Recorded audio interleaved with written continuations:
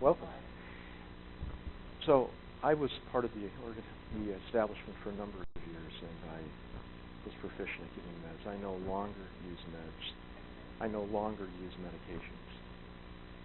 I don't work with clients like that anymore, and I'll explain that to you in just a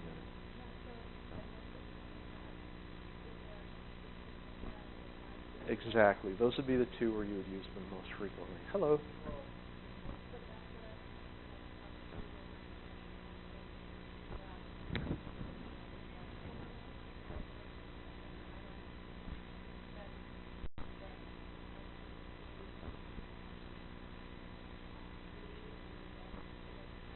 Yes. That part I can't answer. I can tell you that I'm not on any, and I'll explain all about my approach as I.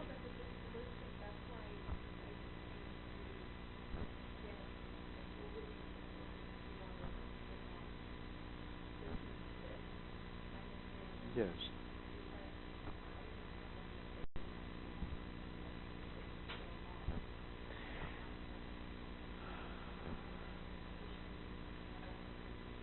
Sure. Right. That's the major issue today, that there's so much stress, people get overwhelmed, that's for sure. Hello. Hi. Here's a card. Here's a card.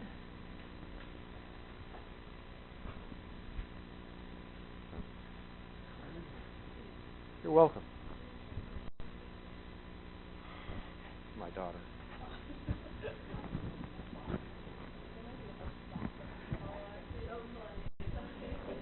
She has.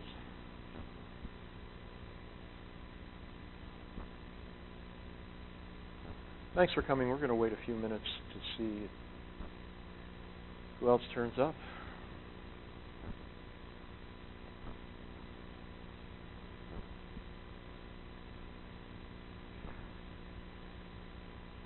So I think they're recording this, so this may be available, so it might be the easiest way to show him what this is all about and have him listen to it.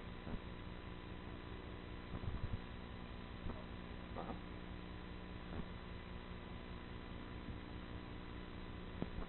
Where did you get that? Okay, I didn't realize that. Thanks. I know. That's why I wanted to get a copy of it.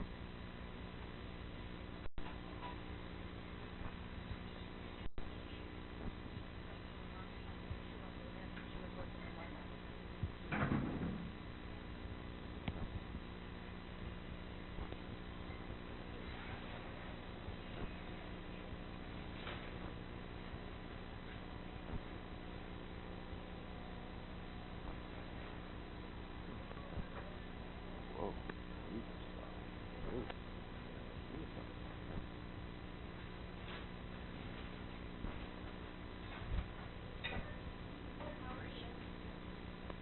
Oh, that's... Hello. Thought I'd take a couple of these since I'm talking. Oh. Just wanted to... If you want more, you can take more. That's good. Thank you.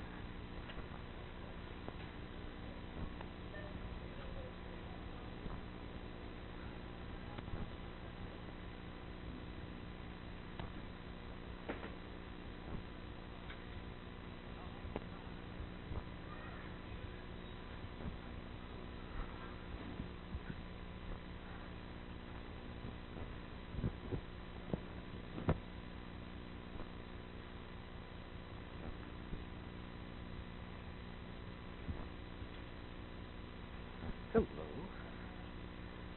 Card for you. A card for you if you'd like one. Yeah.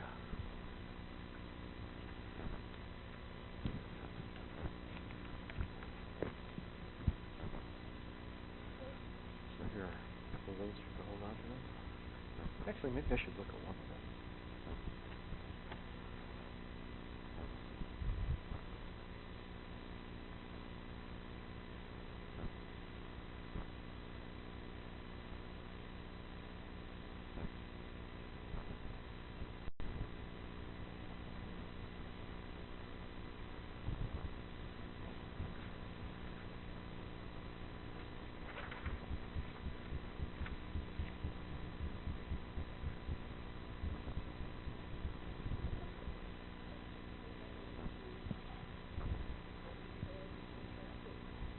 Yeah, he does a lot of that sort of stuff. That's typical for him.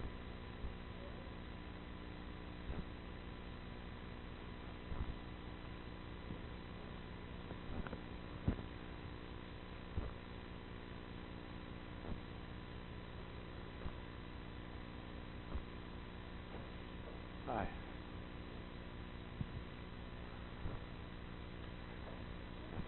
Yeah.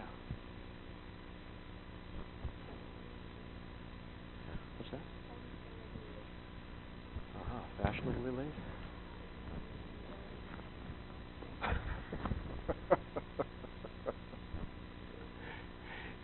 He'll be feeling guilty when he comes, I know.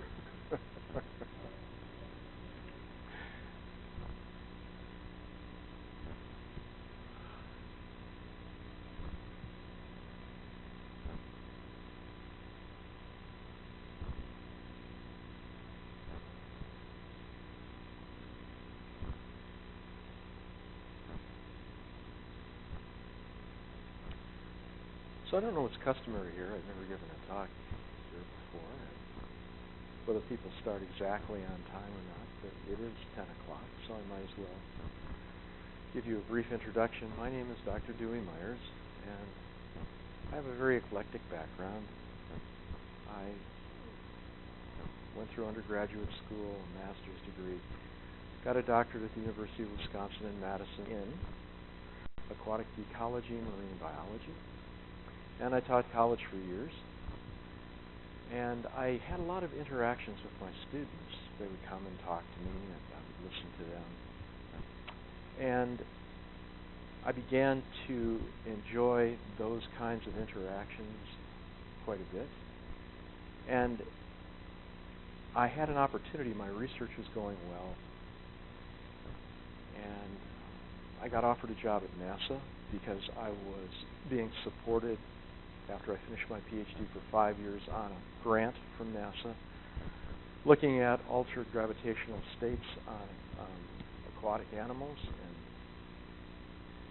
so I took a job at the Kennedy Space Center, and I coordinated a research and educational program for college students for a number of years. And my program involved pulling together students from all different colleges and universities all over the United States and its territories. And they came together to work on one of 3 stages of preparing an experiment for a shuttle flight. And we had an experiment on the shuttle. It was quite innovative and different at the time, and unfortunately, if you recall, when the shuttle blew up, I was there looking out the biomedical office, watching it fragment. And that was a really sad time. So what happened after that was they shut down the system quite a bit, and they mainly had government missions. And we were no longer allowed to have an experiment on the shuttle, so that really cut down a lot of the impact of the program. So I then tried to think of what would I like to do with the rest of my life, because I was actually slated to move to another NASA center in San Francisco and to continue my research and do other work. And at that point, I thought, well, I don't owe any money. I'm not in a relationship at this point. I'm free, so I can do what I want to do, and I always wanted to be a child psychiatrist. So I applied back to medical school. They accepted me. I got a fellowship, and I went. So I went to a small primary care-based medical school in West Virginia, and then I did my internship at the University of Virginia in Charlotte, and then, believe it or not, I went to Hawaii, and that's where I did my residency and my specialty, my fellowship work. So my 2 areas of expertise, supposedly, are child and adolescent psychiatry, as well as addictions. So I worked with addicts for a number of years. I don't do that work anymore. And I came to New York State because I had a partner who had developed a very rare form of leukemia, and she went to the world specialist at Mount Sinai, and then was cared for there for a number of years. And then when she passed away, then this opportunity came to come to Syracuse and to work at Hutchings and head up the child and adolescent unit there. And after being there for about a year or so, I realized this was not the kind of work that I wanted to do, and resigned. And I have then gone back to college teaching, as well as having a small private practice. And what has turned out from this has been extremely interesting to me. Most of the people that have come to me have been about relationship issues. I mean, I still see children, and I really love doing that kind of work. But even when you work with children, everything about our lives revolves around our relationship with other people. We don't live alone, and that's how we define ourselves and understand who we are. And through my educational and personal development, I became much more interested in these topics myself. And the thing that I found out, surprisingly, is that people, although this can be the most important thing in people's lives, it is something that they have the least amount of understanding about.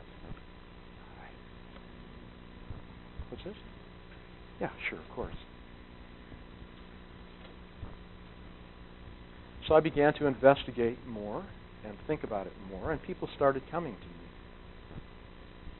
So if you care to write this down, the address that's on there is inaccurate. The telephone number is.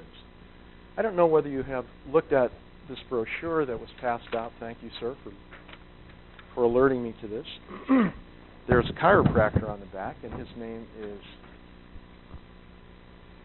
Dr. Stephen Wexler, and he's one of the nicest people you could ever meet. Anyway, I have an office in his suite, and we are good friends, and so that's where I'm located. And I can give you the address, and it is 5208 South Salina Street. And where is that? Well, that's, if you know Seneca Turnpike, and if you come down the hill from 481, it's the first traffic light with the Ace Hardware store on one side and Mobile on the other. And then you head south toward, what is the name of that? The supermarket? Green Hills Supermarket, if you know that one. It's on that street. So 5208 South Salina. But you can always reach me because that's my cell phone. And so I have it 24 hours a day.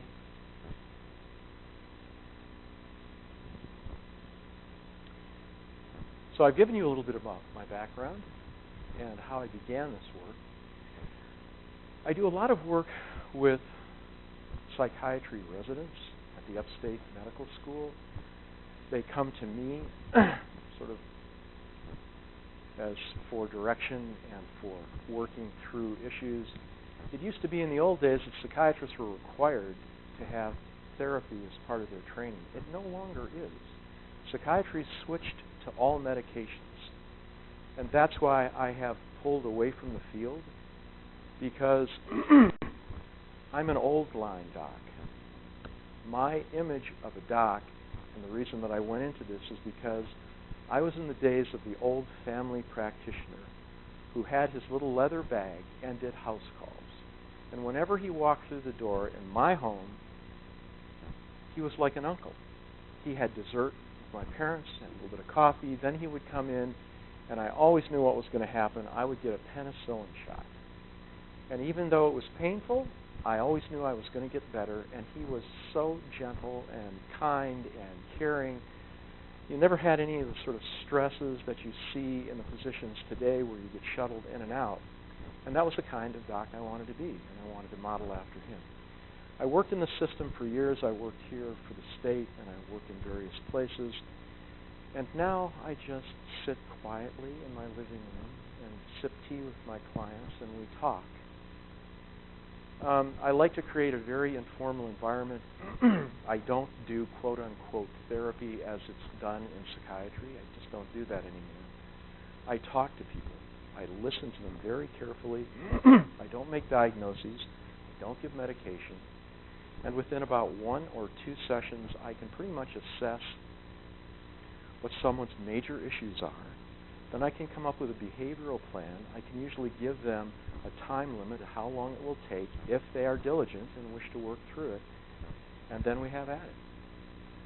So if you've tried to look me up, you can find my name online, but you don't see my institute because everyone that's sent to me is by word of mouth from other clients that have recommended them.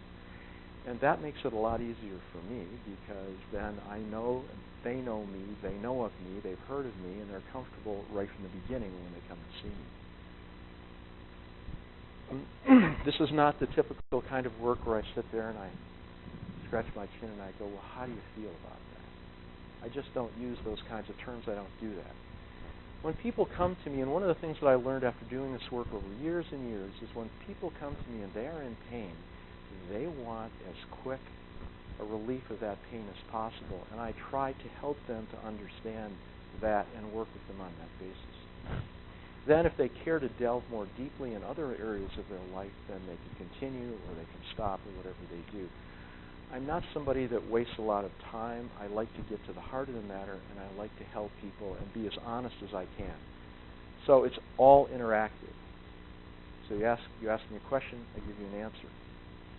And I try to be as objective as I can be. So I built up a clientele over the years, and it's interesting. And so, as I said before, maybe for those of you who are coming in later, my specialties are child and adolescent psychiatry and addictions. But one thing that I learned very rapidly about doing child and adolescent is you don't really work just with the child. You must work with the parents, because if the parents aren't in alignment with what you're doing and caring for the child, then they'll sabotage that work, and it's counterproductive.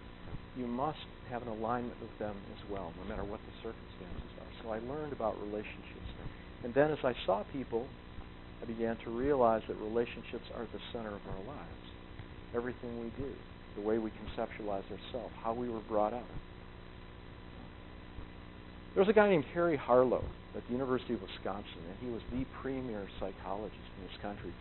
You may not have heard of his name, but he was the one who did the model, you'll remember this, about the wire monkeys and the cloth monkeys, where they isolated these primates and they then gave them a moment where they could come in with either a cloth wrapped wire monkey or a wire monkey, and then they would have like a bottle that they could suckle off of, and how that interacted. So the nurturing, even the softness of the cloth, made those monkeys calmer, and that was the beginning of understanding how important it was to relate at an early age, an early stage in development, to a nurturing figure, even if it were just something they could cuddle up to and feel the warmth or the softness of the cloth.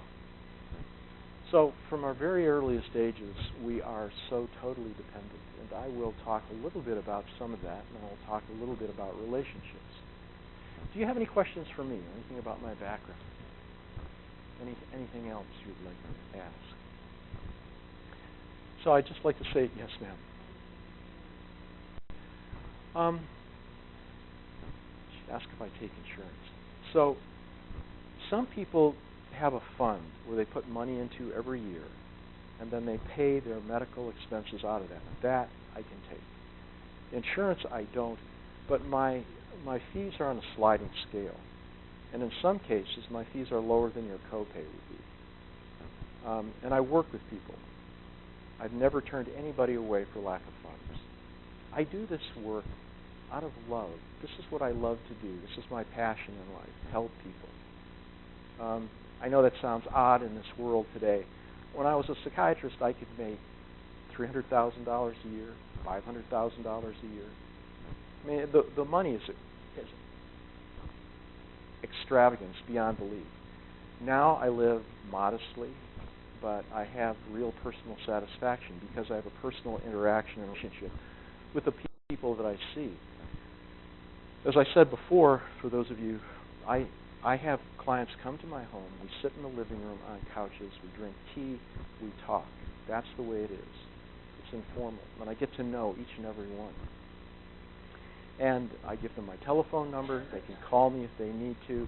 No one has ever abused that relationship. So they know that, I am there and, I interact. So, say for Valentine's Day, I sent every one of them a Valentine text, little flowers on it and stuff. I do those kinds of things. I keep up with people. How are you doing? If they have an issue that's been brewing, it's just been working out. Are you okay before our next session? That has worked well for me. And it's what I train to do, and it's what I'm comfortable doing. And I have a hard time understanding where psychiatry's gone today. I mean, they become so distant, and they just give medications.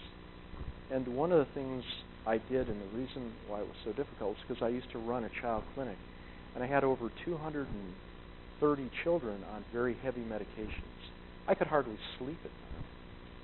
And if you've read anything about the medications now, they can use a medication if it's been approved by the FDA and then apply it to a child to say, well, we think this is appropriate, we think this is what can be done. But the side effects are so awful in many cases that they're worse than the condition you're trying to treat.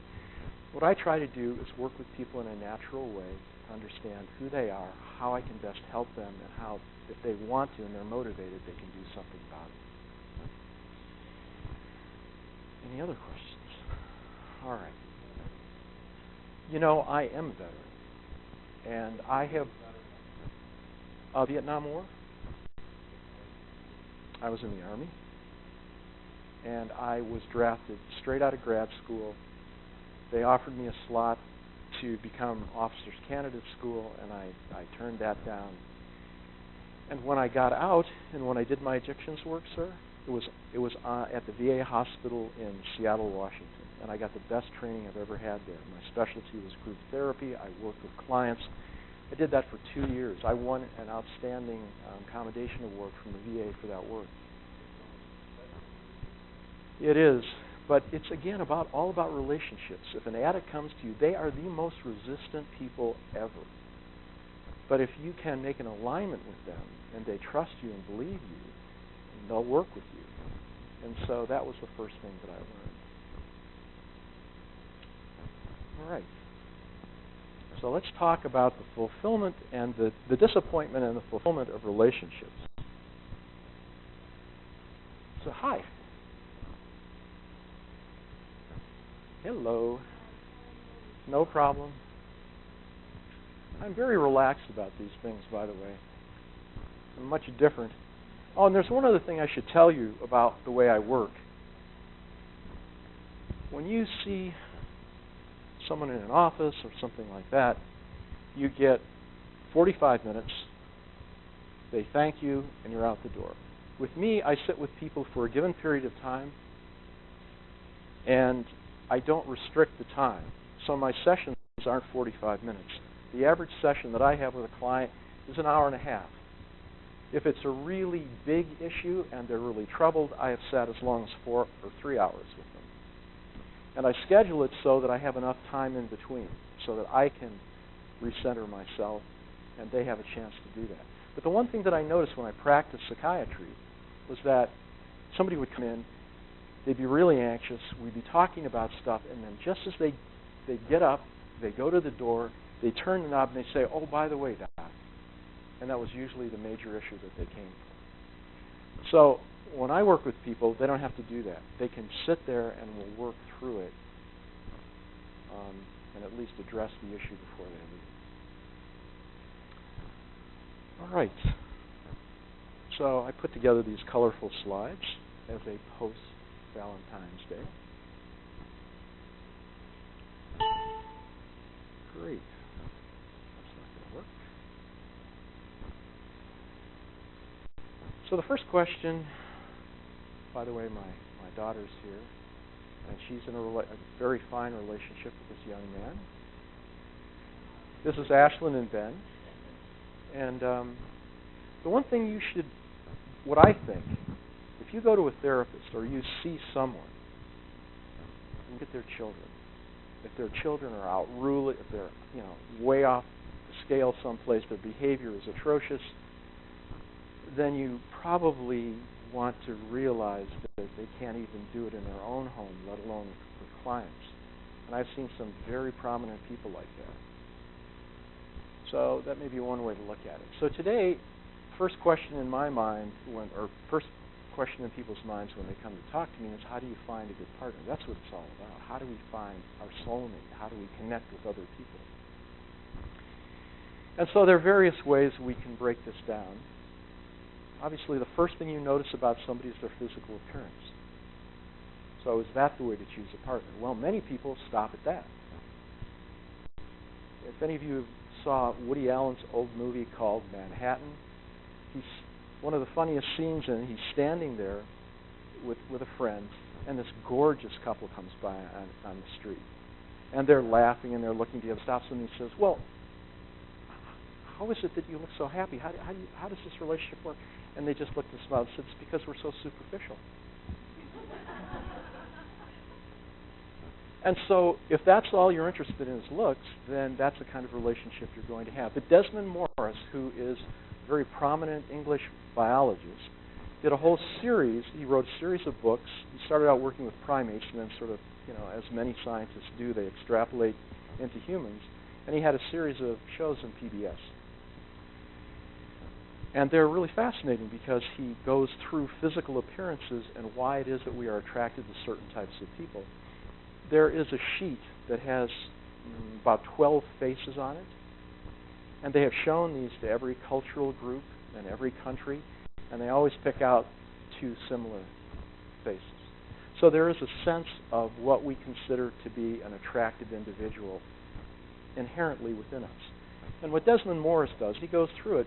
By the way, I have a PhD in zoology and evolutionary biology, so I look at things from 2 different perspectives in that way, which is quite interesting.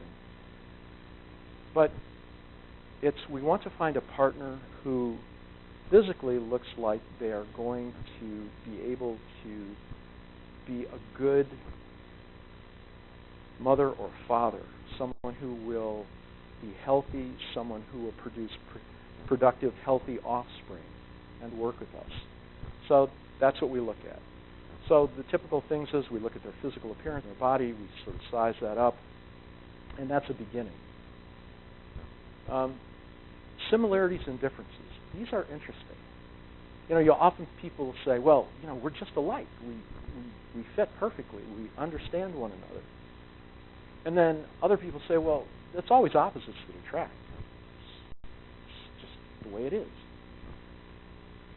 Hopefully you will learn through this talk is that both are true and for the same reasons.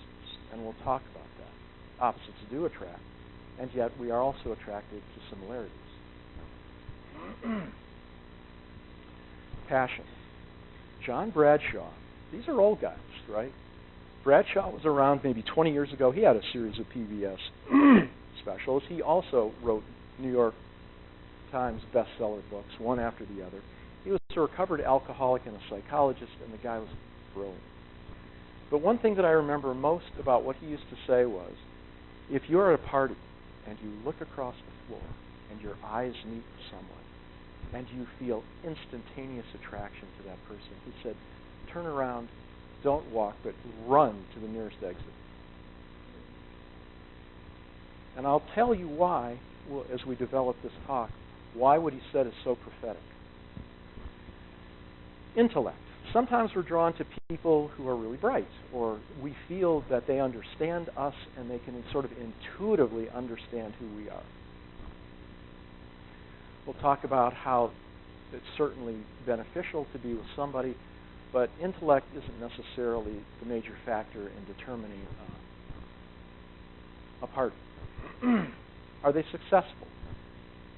So it's very common for men to look for a woman who will enhance his appearance and his view in the community as a good, solid partner and enhance that relationship. For women, it's often to find a man who will be a good provider and be a good husband and be a good father.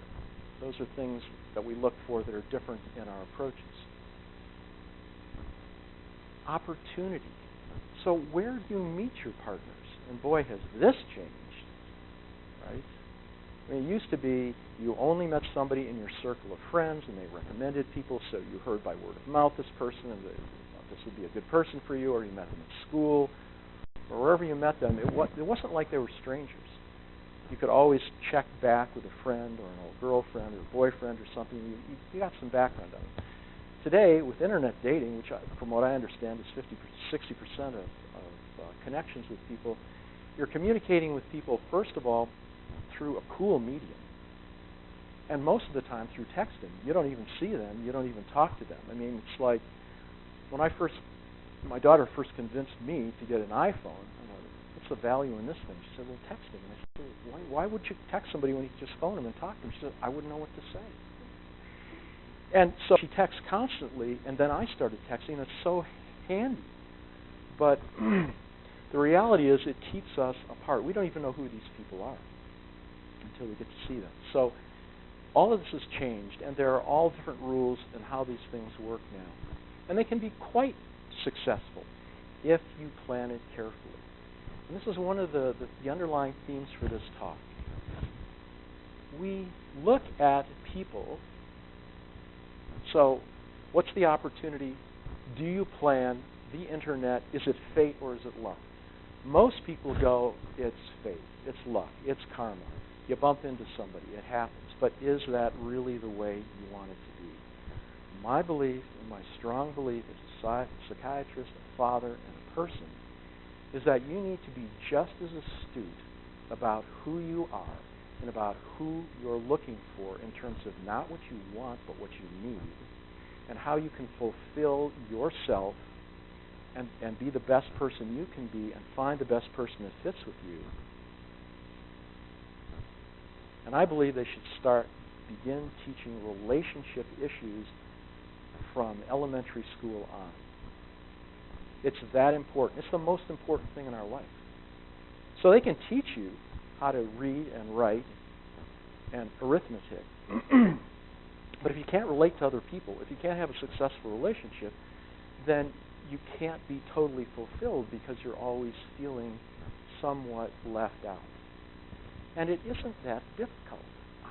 I hopefully by the time you walk out of here today, you'll go, wow, I understand it. Not easy to do, but I understand it. It's like any other skill. You can learn it. You can learn how to interact with people in a way that you can maximize your connection with them. And it is a heartfelt and it is an intellectual connection. So the name of this company that I have formed, which is a company of one, is the Mind Body Institute, because I've learned over time that the connection between the mind and the body, physical illness and psychological feelings are intimately related. I guess I could tell you one other thing, is that I worked with the head of pediatric pulmonology at Upstate. And we co-wrote a chapter, the first chapter in his most recent book. And the reason we connected was because he's one of the more enlightened physicians who understands the importance of behavior and interactions. And so my part of what I wrote was about if, say, you have asthma and you come into an emergency room and you feel like you're having an exacerbation of your symptoms, if you're really having a panic attack and they give you asthma medication, they're over-medicating you and you can have even more serious side effects. And so for every illness there is a psychological component. And they're interactive. I'm not trying to say it's all in your mind, or it's not, or it's all in your body. They interact all the time at every second. So I've taught anatomy and physiology for a number of years, and you get a sense of the mind-body connection. So I just thought I'd like to give you that. But is it luck? Is it fate? Yeah, sometimes it is, but you want to depend on that for your own well-being. I wouldn't imagine you would.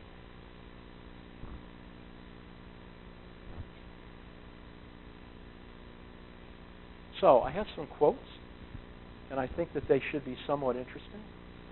Soulmates. So I titled this "The Knight in Shining Armor."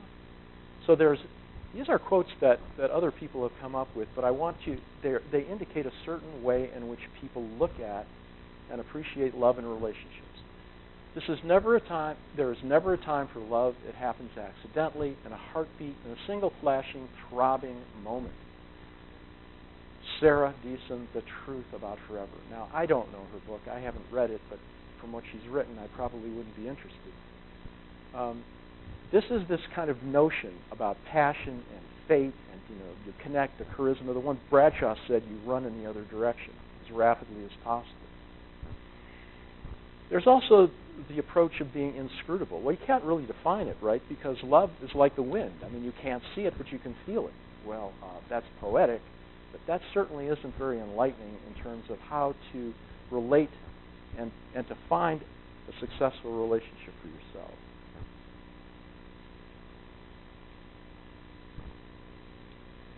Well, the slides aren't coming out too well. These are all flowers surrounding this little card. And the last one had a little heart in the corner.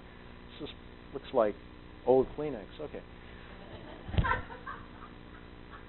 So people think a soulmate is our perfect fit, and that's what everyone wants. But a true soulmate is a mirror. The person who shows you everything that is holding you back. The person who brings you to your own attention so you can change your life. And this is the woman that wrote that movie, Eat, Pray, Love. That's more realistic.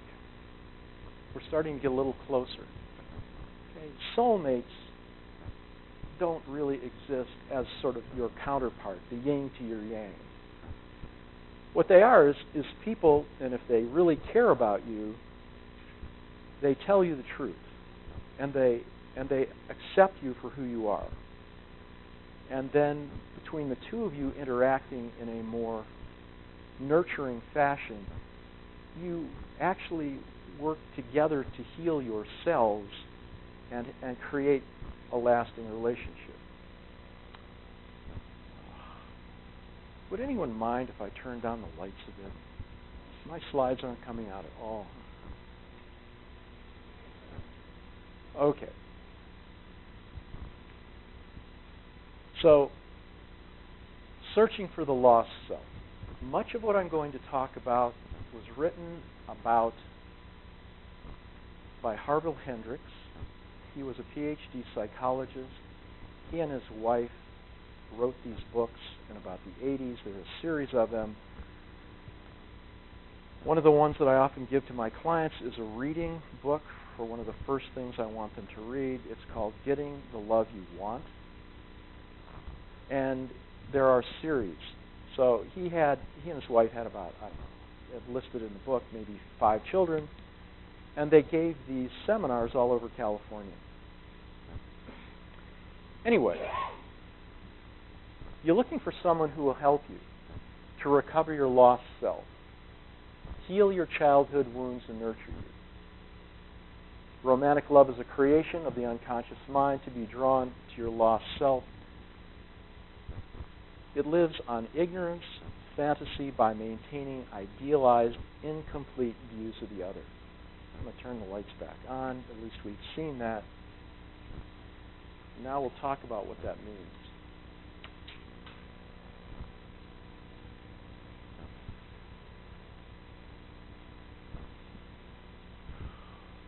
When we look for a partner, we are often drawn to... This is going to get a little heavy, so bear with it. I'll try to give you some reasonable examples and bring some humor into it. When we look for a partner, we look for someone who will help us to recover our lost self. What is that? When you're brought up in any society, with any group of people, with any parents, there are always things that they're going to encourage in you and things they're going to say, don't do that.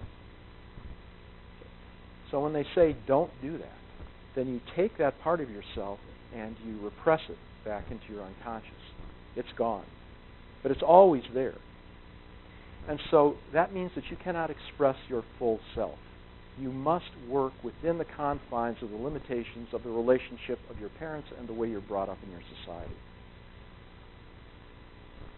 So there's a part of you that's aching to be expressed, and it is unacceptable to be expressed in that circumstance.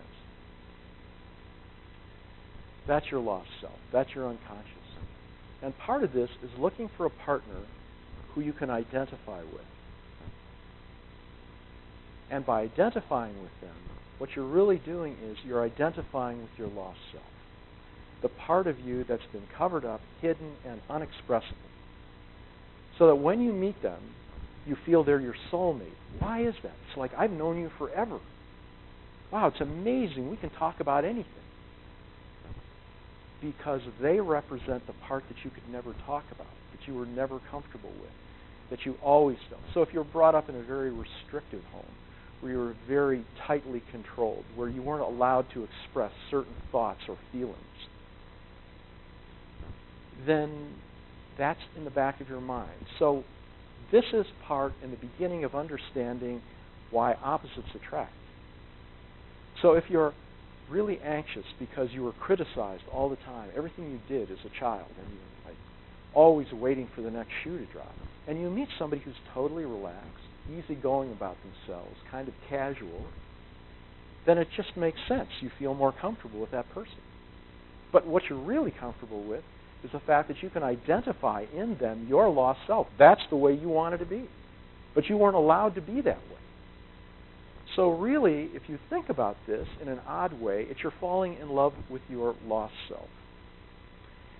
And there comes a lot of baggage with that, a lot of expectations. So that's why this is so prophetic. Romantic love is a creation of the unconscious mind to be drawn to your lost self. It lives on ignorance and fantasy by maintaining the idealized and incomplete views of the other.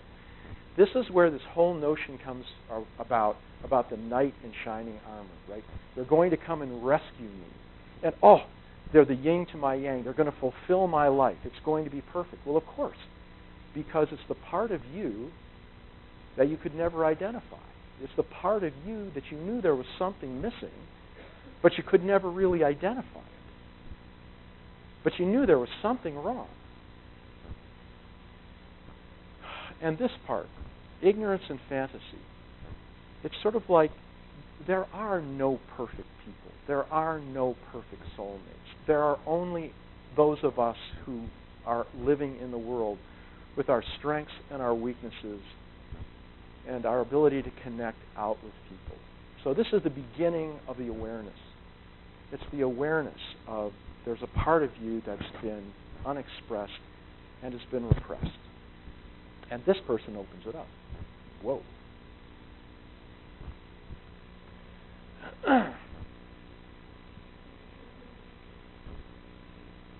So how long does this last? We've all heard this term, the honeymoon phase. This is the phase when you meet this other person that you can identify with your lost self. And it's like if you understand the concepts of what an ego is, okay, if you understand the concept of Freud, so there's an ego, there's a super ego, that's your conscience. All the things telling you, well, you shouldn't do this or you shouldn't do that. And there's the id that says, I want to do everything. I don't want any restrictions. I'm going to eat what I want. I'm going to see who I want to see. I'm going to be as wild as I want to be. And the superego is going, that's not happening. Because this is what you've been taught. This is what you can't express. And so then the ego's the mediator in between. Okay, well, I'll listen to you and I'll listen to you, and then we'll come up with a happy medium that we can live with.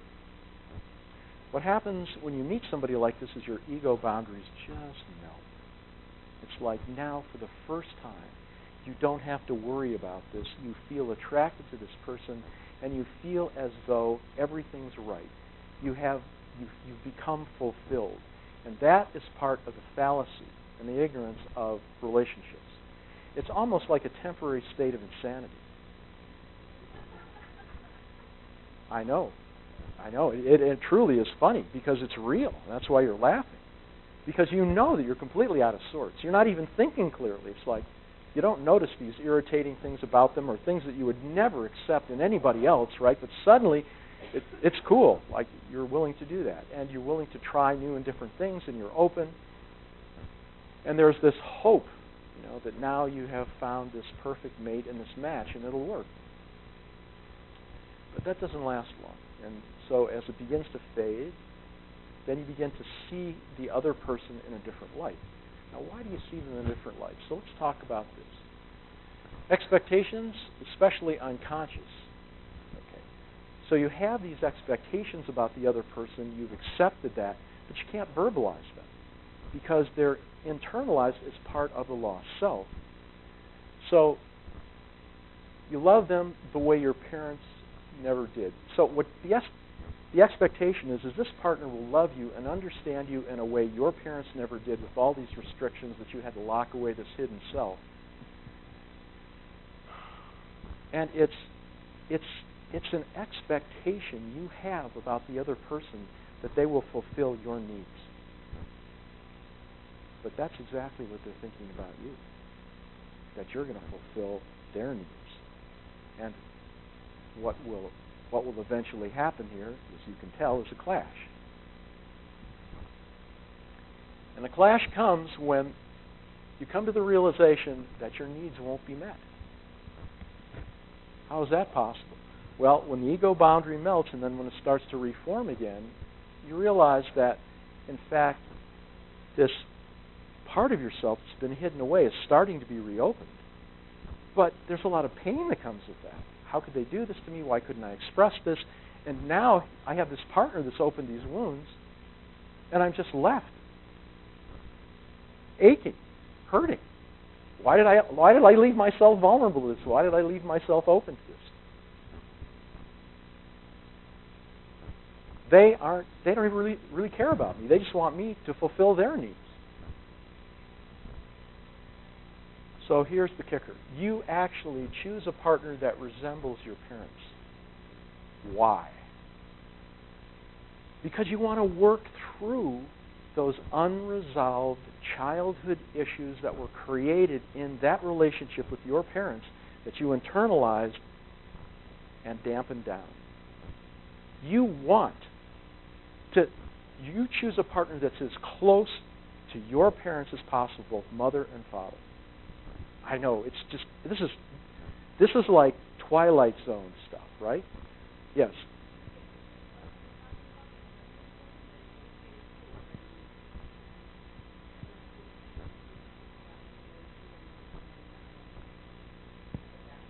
That was the selection was to choose somebody who is like your repressed self. Yourself. But remember, that repressed self comes from your parental standards and restrictions that are put on you.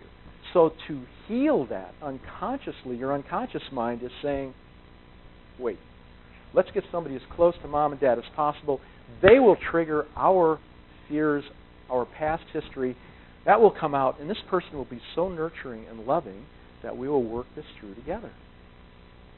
Then you realize that they've come to you for the same reason.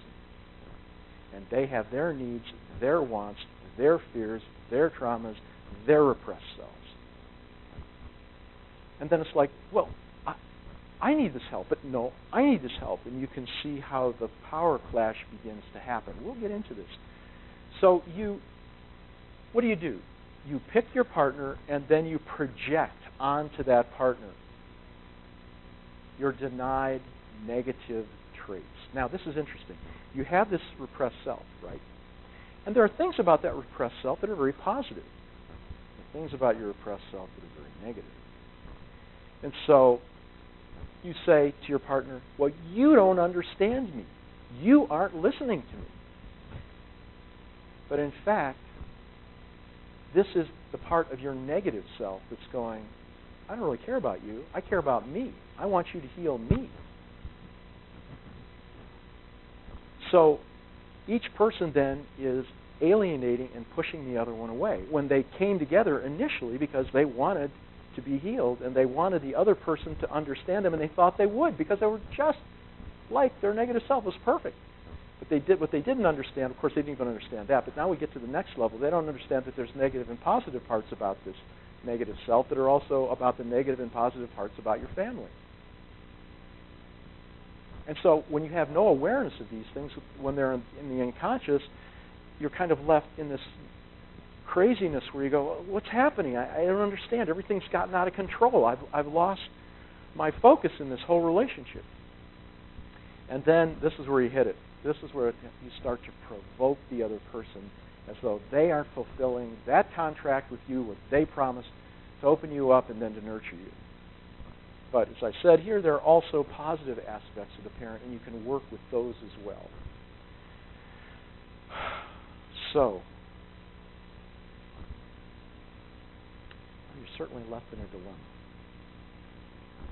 And the whole idea is to go back and to heal those restrictions and wounds of the past. Now, have I ever seen this happen in a relationship? I would say 5% of the relationships I've seen have been like this.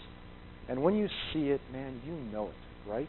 These people are so good together, and they're not faking it. We're not saying we're holding on so we look good to everybody else. They're doing it because they've genuinely accepted one another for who they are. They understand that partner. The partner understands them, and they don't have to agree on everything, but they work together to be supportive. Now, this takes real planning and real commitment and real understanding. So the first thing you have to understand is, who am I? Who the heck am I? So one of the things that I do that psychiatrists don't do, and I learned this from my friend who's the head of pediatric pulmonology, his name's Ran Anbar. If any of you have a child that has a pulmonary thing, he is one of those saintly docs like I talked about with the bag. He is the most wonderful person ever. So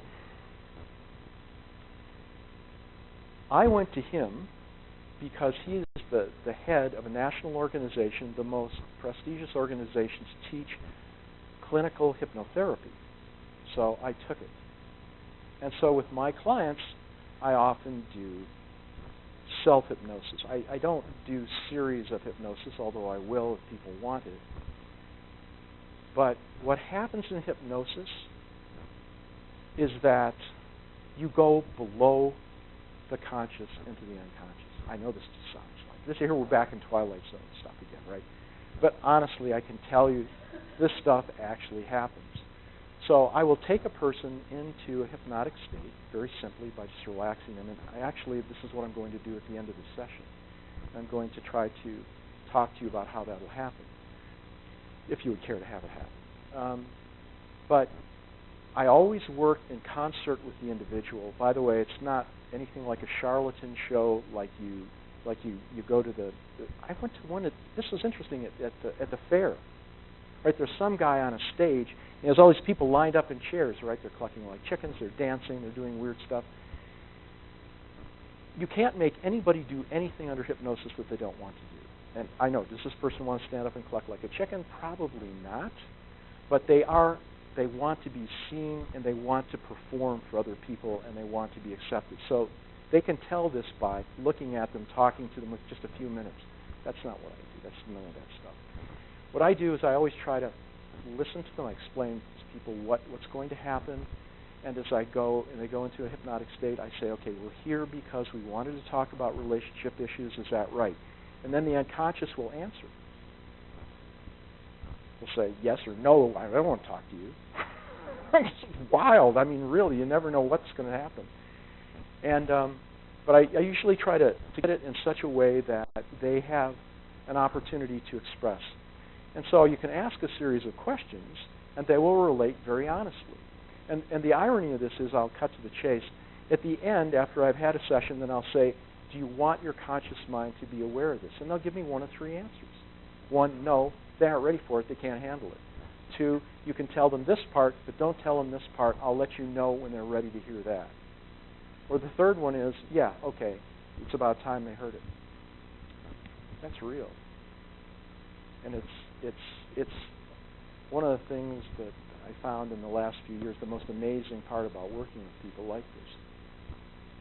But of course, if you have a block against it, you don't want to do it, you can just block it right out. But if you really want to, this is one way to do it. So you can actually get at someone's unconscious to find out what it is. So what is it about this relationship you don't like? And they'll list it off. Okay, I heard that.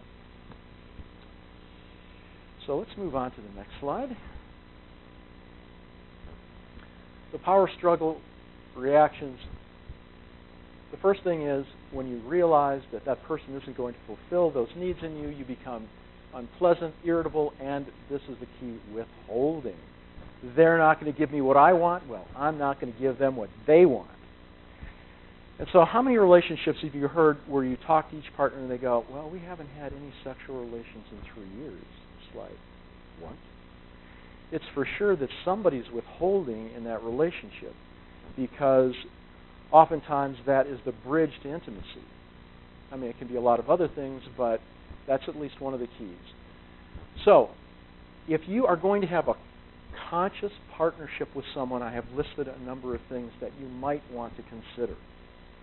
So the first one is hidden purpose of healing childhood wounds. You must understand that that is why you are attracted to your partner. It is amazing but true.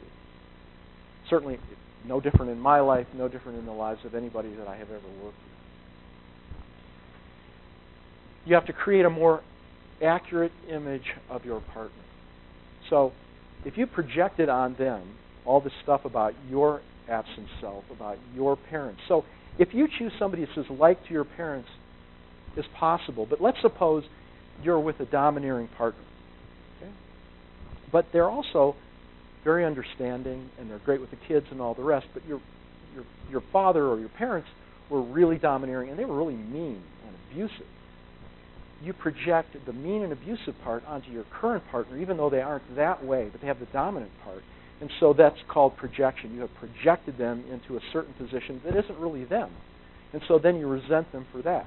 So you have to be really clear about what an accurate image is of your partner. And this is getting to the heart of my last slides, which is about how do you do these things? How do you understand this? Because you must be clear about these things. Communicate your needs and desires, right? So what is the unwritten assumption in a relationship? Well, if they love me, they would know exactly how I feel. That's called the mind reader fantasy. And so then you sit there and you fume and you resent them because they obviously should know this is the way it should be because you have demonstrated this to them throughout your relationship. So why don't they pick up on it? Because they're a different person. They view life in a different way than you do. It isn't necessarily that they're withholding to you. They just don't see it your way. So how do you help them to see it your way? You communicate your needs and desires directly. I would be very grateful if when you spoke to me and you're upset, if you could keep the tone of your voice down because it frightens me. I feel uncomfortable when I hear things like that. I know it's laughable, right? Because then the other person would probably get really angry and say, what's wrong with you? You don't like the way I talk? But the reality is, if you work this together, it can actually work. You think before you react. How many people you just say, you're an idiot, and then you just respond back, what do you mean I'm an idiot? Look at what you did, and then you have a whole litany of things. Boy, one of the things I've learned in relationships with women, and please don't take this as a sexist bias, women have this memory for everything. I mean, they can list every single transgression. Do you remember 10 years ago when we were driving in the car to your relative's house? It's like, what? Car? What car? Relatives? And you're doomed because you have no recollection of this stuff. And it's not because you don't care. It's because you view the world in a different way. And both points of view are very valid and important, and I'll show you how it weaves into a successful relationship. Look at this one. This is really the killer. Value your partner's needs as highly as your own. Now that takes a real leap of faith. So what is my definition of love? I'm not sure what yours is, and I'm sure everyone has a different definition. Mine is that you care about the person that you're with enough that you sacrifice some of yourself to help them to fulfill their wishes and desires. For example, for me, I've been in school most of my life and in and out. So when I had a partnership, then if I moved on from one level to the next and went to another area, then my partner had to make a choice. They had to come with me or they had to go their own path. So if they sacrificed and came with me, then there was always a deal. I'll go with you with the next one. Or I will take care of this for you in this circumstance. I'll take on these responsibilities. So that neither person feels like they've been taken advantage of, and each person feels like they have a piece of something, an investment in the relationship, and feel invested themselves. Okay, so you have to value your partner's needs as highly as your own.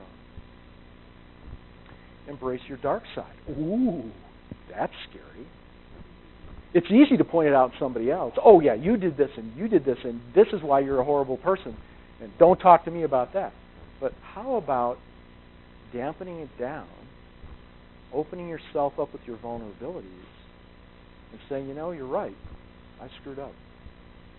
I shouldn't have raised my voice.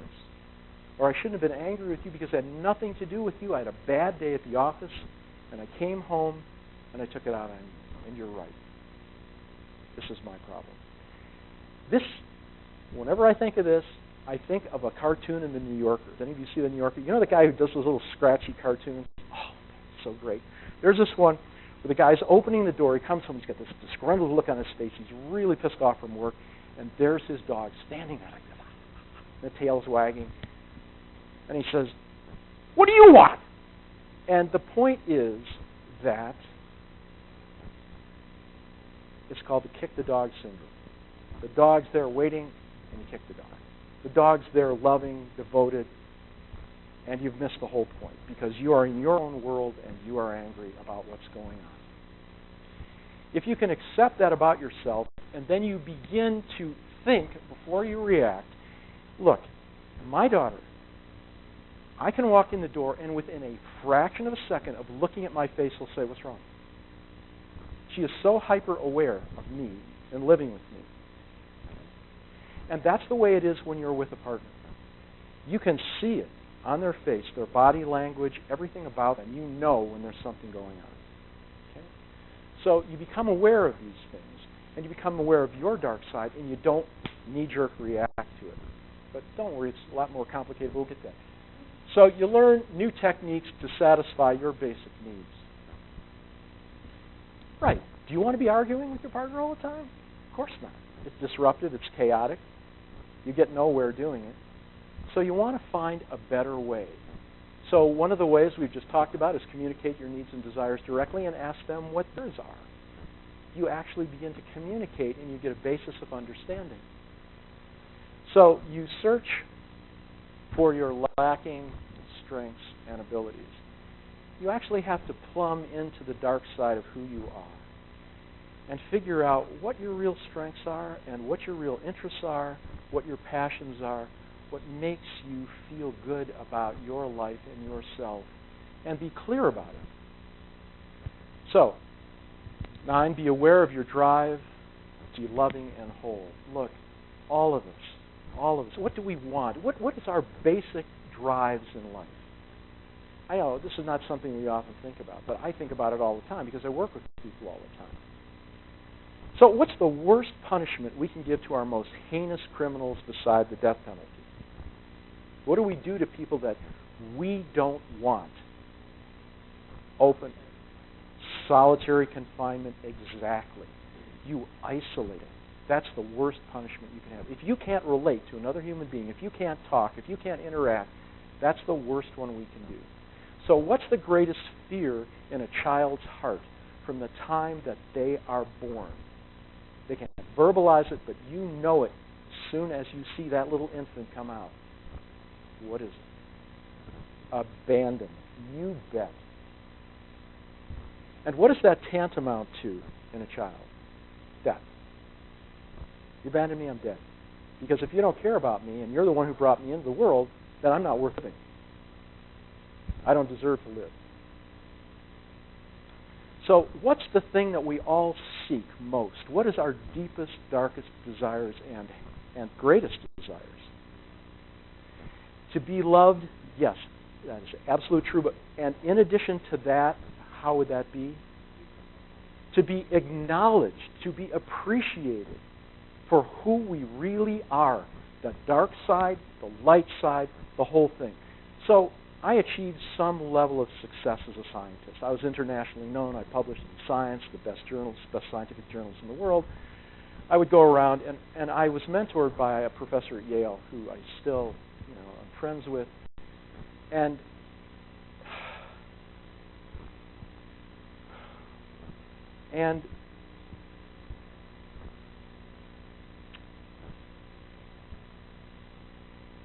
wow, I'm blanking.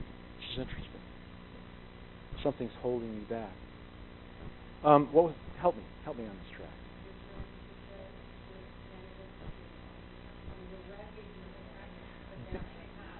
Okay, being recognized and acknowledged, right. So I had accumulated all these things, but when I would go to his lab and work, he'd moved from Yale to various universities, now has an honorary chair at the University of Wisconsin, but I went to his lab in Ottawa one time. He was there, and I got there, and I did something really goofy in the first few days I was there. I don't know, I was playing with some people, and some child came up, one of the children of one of the professors, and went like this, and I went, oh, I'm shot. And I fell off my chair onto the lab floor, and everybody else is looking at me like, what are you doing? And there was a sense of myself feeling inadequate, feeling uncomfortable, trying to break the ice, trying to be acceptable. And I've learned that about myself. No matter how many credentials I accumulated, no matter what I did, there was always that little boy inside going, yeah, well, this isn't who you really are. Who you really are is this little frightened boy, from your childhood and all the rest. And it's accepting yourself and understanding that we have a loving drive. My daughter and I were quite similar as we grew up. I was this really sunny kid. They called me a non-stop motion machine. I never stopped moving, and I was always laughing and always playing and interacting exactly the same way. And I was one of those kids that everybody liked and got along with. But, that's my center. And whenever I've deviated from that center in my life, I've always felt very uncomfortable. And it's getting back to that center of who I am. And so that's why this work is so fulfilling to me. Because I see people, it's weird with what I do, right? I can walk around, I can be anywhere, and I can see people that are in pain. And I pretty much, because of my training, understand these things. And so that's where we need to get back to. We want to be loving people. We want to be accepting people. We want to be a trusting people. We want to be in a relationship where but we're in a very different kind of world, where we're put under lots of stresses, and oftentimes we're overwhelmed, we don't get enough sleep, we don't eat well, all these things. And these all affect our emotional milieu. Look at number 10. Accept that having a good marriage is difficult. You have to work at it every day. Every single person that I know that I talk to that has a successful marriage goes, oh, phew, I can't tell you how much work this is, right? But it's so fulfilling. It's challenging, it's difficult, but it's fulfilling. So, why do we avoid intimacy when this is exactly what we want? We want to be close to others. We want to feel fulfilled. We want to feel as though we are accepted for who we are. Well, we've gone through some of these already, right? You feel betrayed when you realize this person is not going to fulfill these needs, okay? And this is where people start to stray. If you're not going to be fulfilled at home, you're going to look somewhere else. And where else? You feel betrayed, and you also have a fear of pain, and this is why you avoid intimacy, withholding gratification. It's like you're dying inside. It's the fear of death, and you try to flee away from that. And all of us have different ways in which we flee. You know what they are. You've seen them. You could probably give me several right now. How do you flee away from a relationship?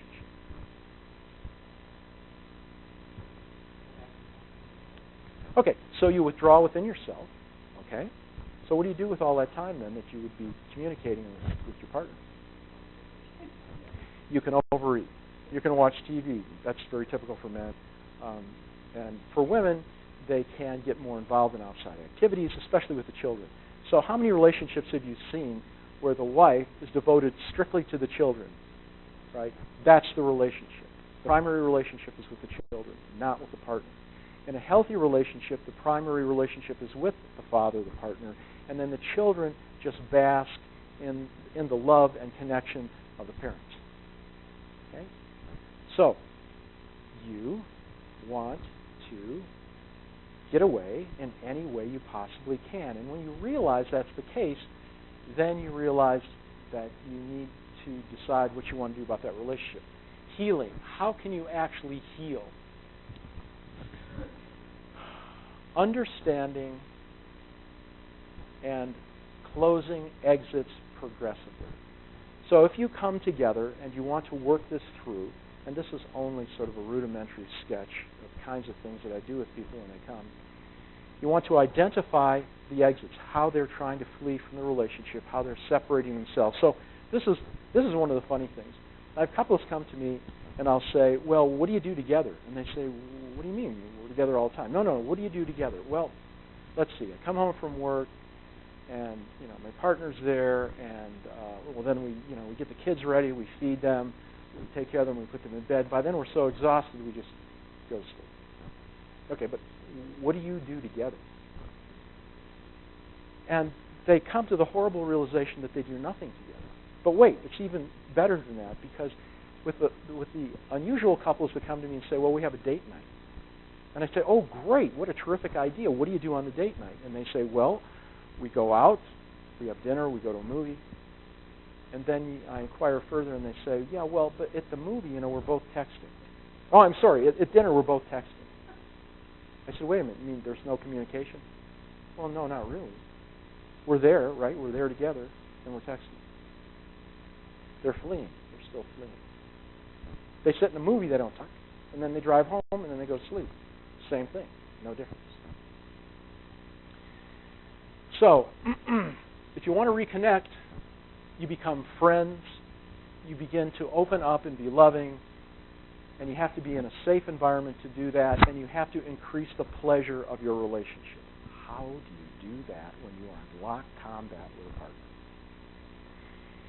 You recognize, and we'll get to that in a second, that you're different, and you look at that. So, date night. Date night is supposed to be getting something you need, and you're giving your partner something they need. So this is where the intellectual part comes. So you sit down, you make a list of things that you want from your partner, they make a list of what they want from you, and then you say, okay, on this date night, you're going to do 1, 2, or 3 of those things. And you'll do them for your partner, even if you feel uncomfortable about it. Like every time they're insulting you, don't rise to the occasion and go back or something.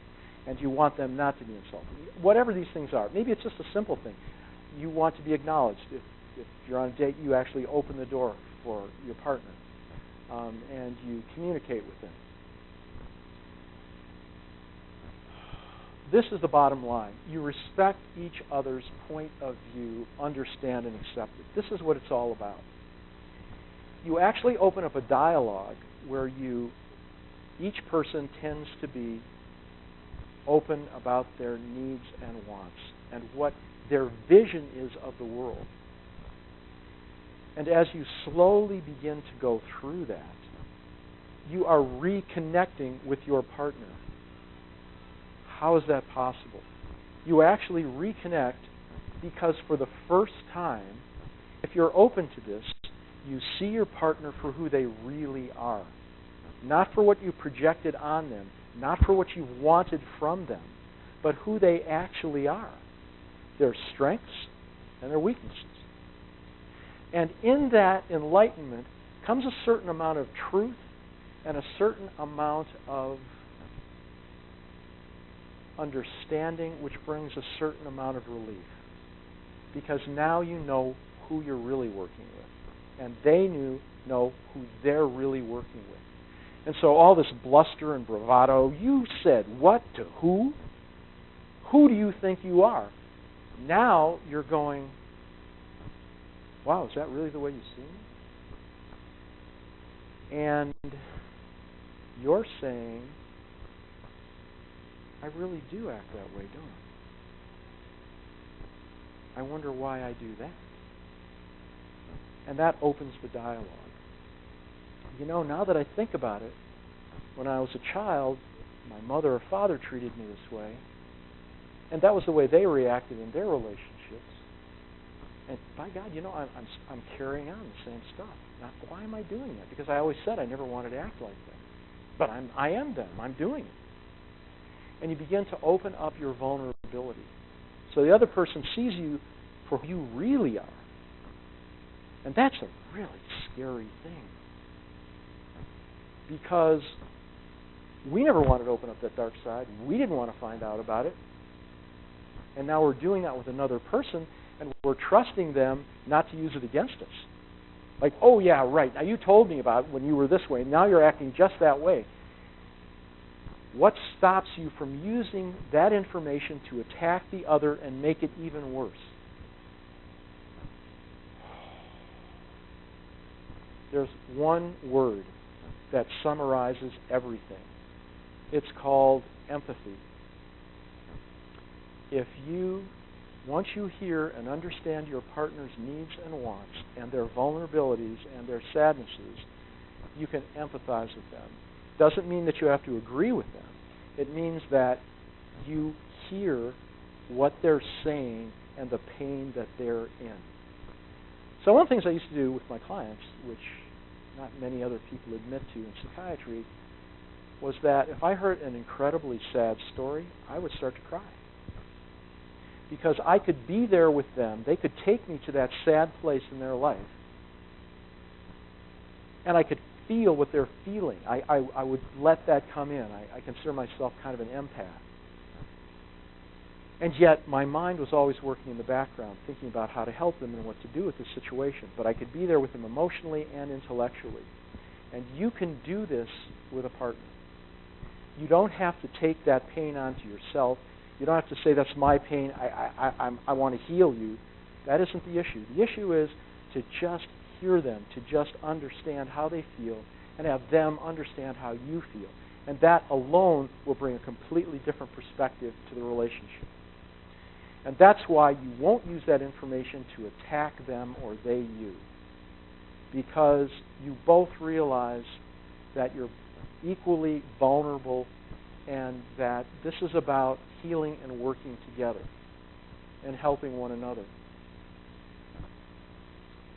So their criticisms of the other are often of your own lost self.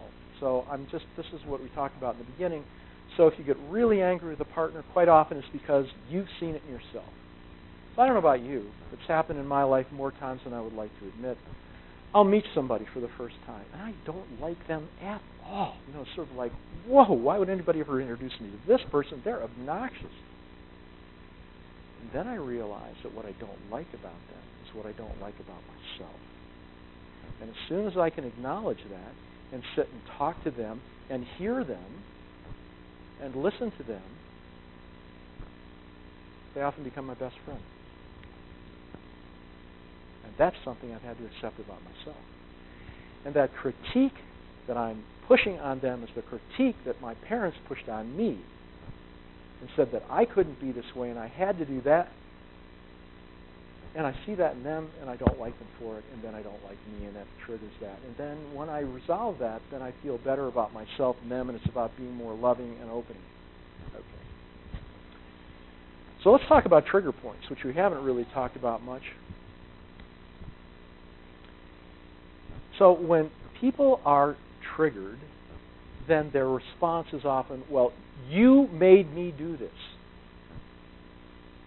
Right? They don't accept the responsibility for it because you have hit them at such a soft spot. You have gone into them. You have bored into them to their essence, their ultimate fear. And their fear is when you have a really knockdown, drag-out disagreement with somebody, that they have a fear of death. You're trying to kill them. You're trying to kill them spiritually and emotionally. And that is a frightening thing for all of us.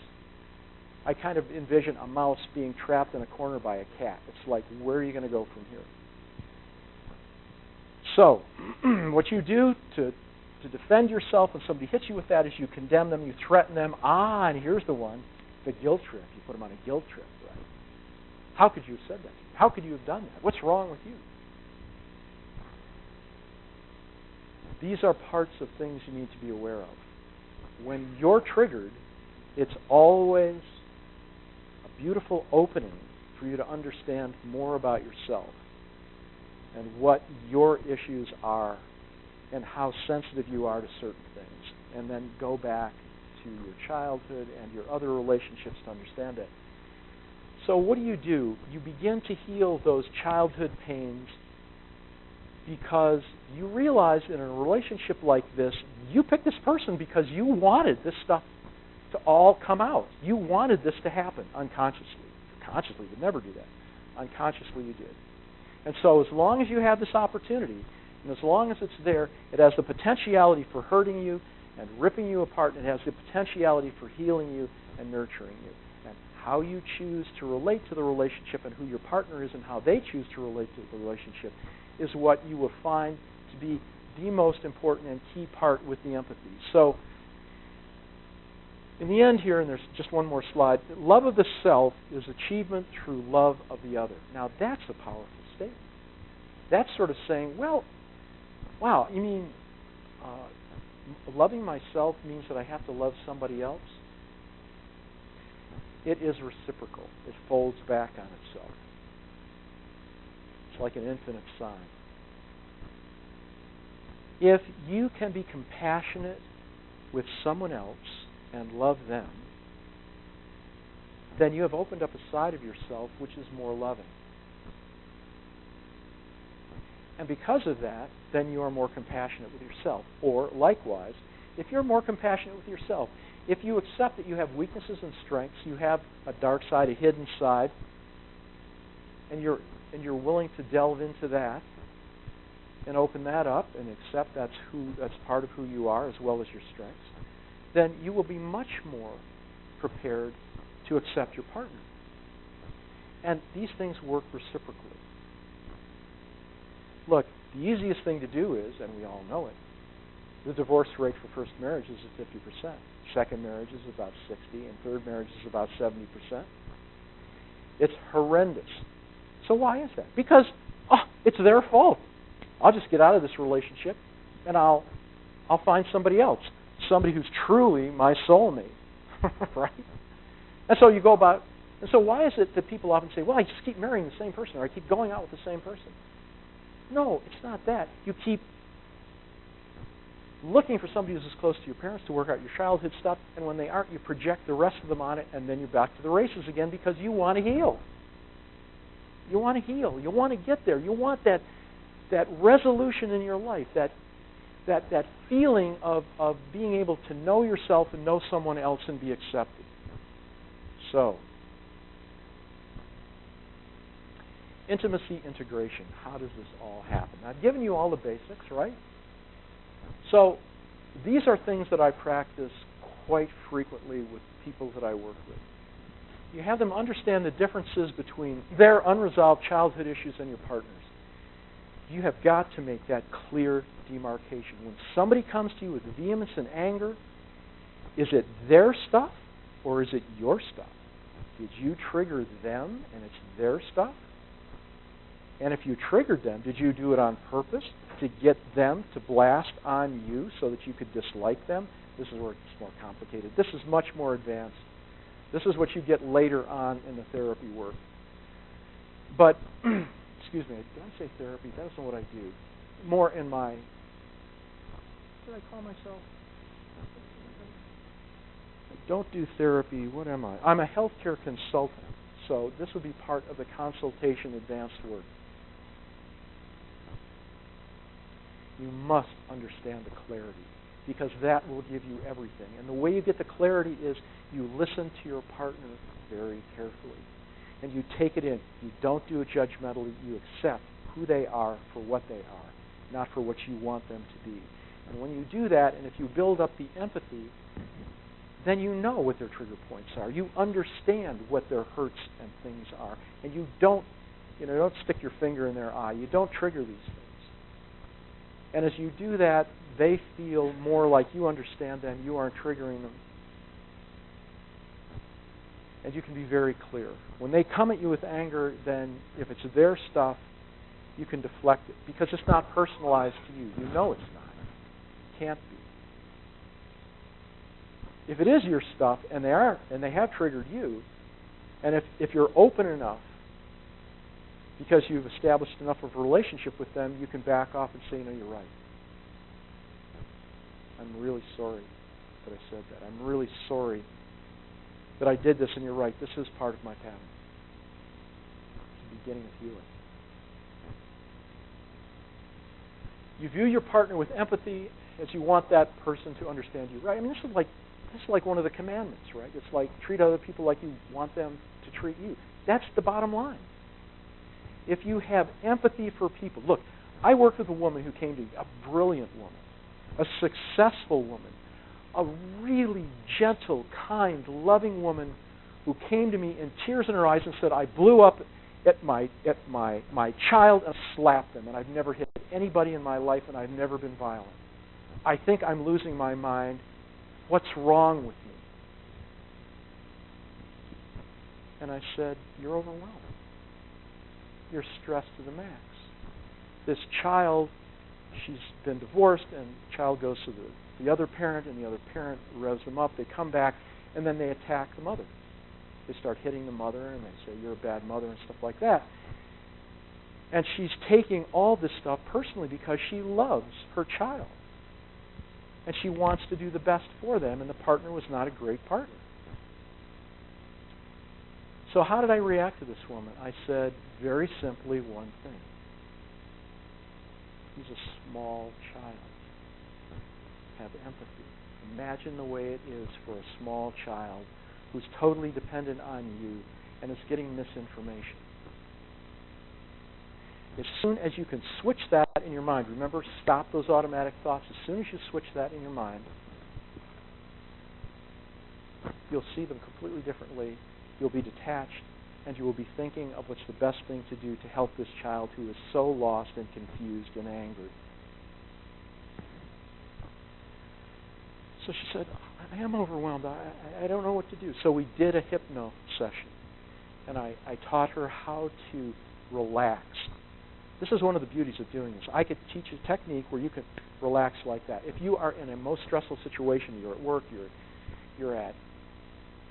in an exam, you're taking an exam, there's a way you can switch immediately into a comfort zone. You don't go blank, and you start. You don't lose it. You control it. So we did this hypno session, and she came back a week later, and she was smiling. She practiced it twice a day, and she started applying. She said, I can't believe it. It's like my whole relationship with my child has changed. When he comes to me and he's yelling and screaming, he tries to hit on me and say, Mommy loves you, and when people love one another, we don't hit one another. I can see that you're upset. Why don't we sit down here? Why don't we talk a little bit? Something like that. The boy stopped doing it within a week. And then he started talking to her. Well, Daddy says this stuff, or this happens, or like, and then she says, well, your Daddy's kind of upset right now because we broke up, and these kinds of things. You can talk to them. You can talk to a child. The most awful thing that I hear from parents when they come to me and they have a disturbed child is, well, we never argue in front of our child. They don't know anything about it. Right? I told you the story about my daughter. I walk in the door and she goes, what's wrong? I mean, even if they don't hear it, just the atmosphere is just overwhelming. You have to understand, they are vibrant beings. What is 90% of communication? You know the answer. It's nonverbal. It's nonverbal. Okay? So here's the typical one. I am not angry! Right? Oh, okay, you convinced me. Not happening. So, this woman in 1 week, now I'm not saying, all of her issues are resolved or anything. It's not true. I mean, this is an ongoing process. But there are things that you can do that can change things dramatically. And the most important thing is to be empathetic. Now, this is not to be fooled. You don't have this written on you like, oh yeah, right, I'm going to be like your little manipulative toy. No, you have to be aware of your person that you're with and their triggers and what they do, and if they're malicious or whatever because they're so frightened, you have to be aware of that and protect yourself. But if you are in a real interactive relationship and reciprocal, that person will eventually let down through their empathy, and they will reveal their deepest, darkest fears. Wow. So here's one that you may not want to hear, and believe me, I have worked with the most deviant people you can possibly imagine. I worked at the New York or Manhattan Psychiatric Center, and I worked with every serial killer you've heard about, all the mothers that were told by God to drown their children, all the people that you don't ever want to see. I saw them. And what did I feel? I felt incredible empathy for these people. They were so horribly abused and ill-treated as children, you can't believe it. One of the worst cases was a guy who was chained in the basement and was fed out of a dog food bowl and was beaten by 2x4s when they came down. Now, would that make a killer? I would think so. So whose fault is it anyway? The fault is always on the side of the parent. Okay? You have a responsibility. You've ever heard, the saying in the Bible about the sins of the father passed on to the son? You can stop that now. You can become aware of who you really are, your dark side and your light side. You can stop being at war with people. You can stop being at war with yourself. And by God,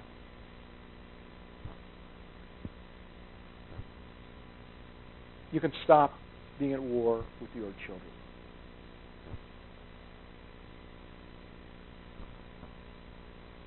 Because they're the next generation. You don't want this to carry on another generation? You know what I'm talking about. Everybody has weird Uncle Willie, who was in a psychiatric institution that nobody talks about, or somebody that was physically abusive with their partner.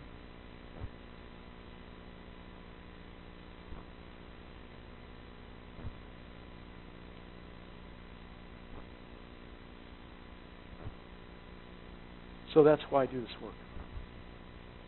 Because when I see people grow and change and become aware, they make healthy choices. They know who they are. They're comfortable with themselves. And they can move out in any aspect of their life, whatever they do.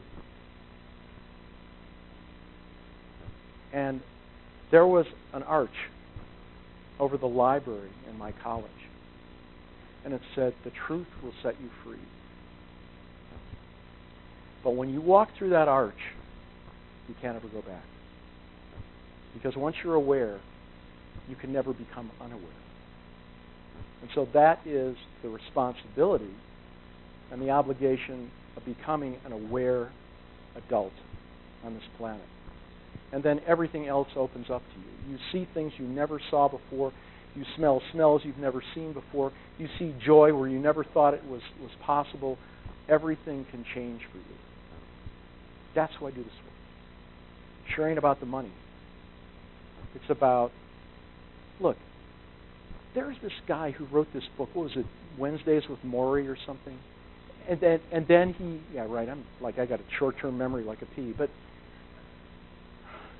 he wrote this other really terrific movie or story about the the 4 influential people you meet in heaven. I saw that movie and I sobbed. I don't think I ever cried so hard. Because you have no idea the impact you have on the people that you love in your life. And no matter how tough you are, and no matter how street smart you are, no matter how intellectual you are, where the rubber hits the road is your connection with that person. And if you can reach out to them and hear them and feel them and be empathetic with them, then you are in line with them. And it's a better world. And so, like in that movie, that story, when you die, this guy was just like a mechanic in an amusement park, and when he died, there were all the people that he had ever known and helped and worked with in his life. Now, I've taught thousands of students, and I've worked with hundreds, maybe thousands of clients. And is my life perfect? No. Do I struggle with these things? Every single day my daughter will attest to this. Every single day I struggle with every single one of the things that I talk about. But my blessing is that by working with people, it's always in my face, and I learn more things about myself and who I am and what's important in my life, and I'm always on the right track. I don't always do the right thing, but by God, I know where I am in that track. And when I step off it, I know I can get back there because I know these techniques and rules. If you have, the best thing in your life are your friends. If you have a friend who is honest with you and will tell you, it seems like you're having an off day, or can get you immediately back on track. Like my daughter will say, hey, Dad, calm it down. I see you're going a little off the track. I respect that. She's 16, but she has more worldly knowledge in some areas than I do. And also with, the people that I know and my friends. I just had one of the psychiatry faculty from upstate in my house last night talking about how he just broke up with his girlfriend the day before Valentine's Day. I work with everyone. I've worked with every possible person you can imagine, doctors, lawyers, and people, who just work 9 to 5 in regular jobs and just try to get by every day. All of the problems are identical for all of us. We can cover it up, like, if you've got a lot of money, I could get this fancy car and I could drive really fast. And then what do you do? Well, I have so much money, I can eat whatever foods I want. And then what are you going to do? You still have to face who you are. You still have to go to sleep. So there was this great quote from a movie that I saw. And of course, I'm blanking on that one. It's wherever you go, there you are. Okay? And that's it. And if you don't like who you are, wherever you go, it's not going to change until you realize who you are. You go through the arch. Truth will set you free. And then you take off. Believe me, everything you do and think about and see in life will be different from that point on, as soon as you see it. I could talk for hours about this, obviously. It is a passion. It is my life. It is what I've devoted my life to. And I learned at an early age that was the most important thing in life. And if any of you are interested, I will tell you how that happened in my life later after this is over. But right now, I would like to throw this open. Do you have any questions at this point? And if you would like, we can do one of these hypno sessions, and I'll explain it all to you. So, any questions? Anything. I mean, I'm an open book. You can relate to my daughter about that. Yeah.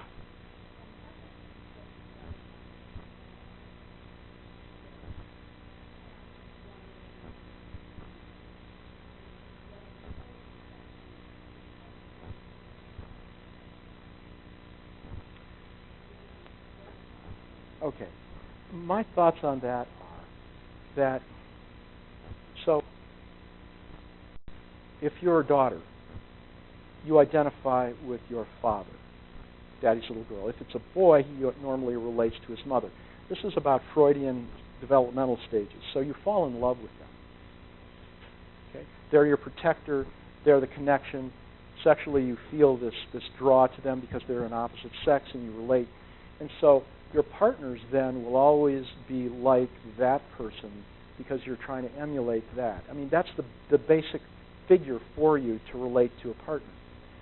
However, according to this, like if you had, say, a mother that was really cold and withholding, you would want to find in that partner somebody who is warm and accepting.